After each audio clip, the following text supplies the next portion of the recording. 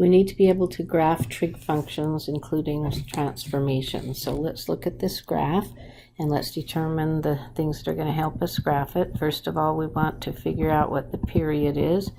And the period for a sine function is always 2 pi over what's sitting out in front. In this case, that's a 2. So the period is going to be pi.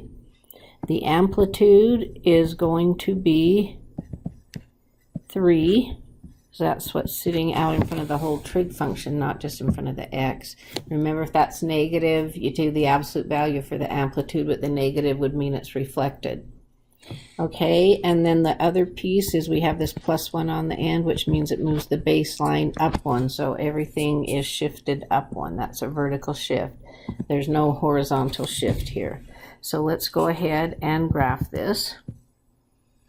So I'm going to make 4 tick marks, the fourth one being pi, since the period was pi.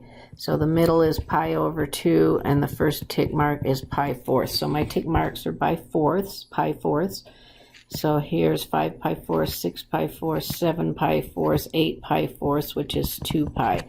So I'm going to graph 2 complete periods. 1, 2, 3. We'll go as high as 4 because it shifted up 1 and the amplitude is 3. All right, so I'm going to put my baseline on there that will deal with my vertical shift. Everything is up 1, so here's the baseline.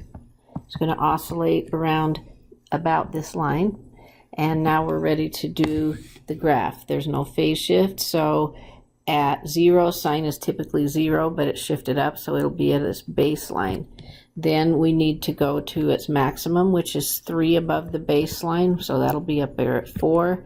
The next fourth will cross. The next fourth will be a minimum, which will be down here at -2, because that's 3 away from the baseline, and then we're going to cross. You can see in one period of pi, we do 1 complete cycle. I'm going to continue that. It's going to be at its max, cross the baseline, minimum, cross the baseline. So here is another period of that graph.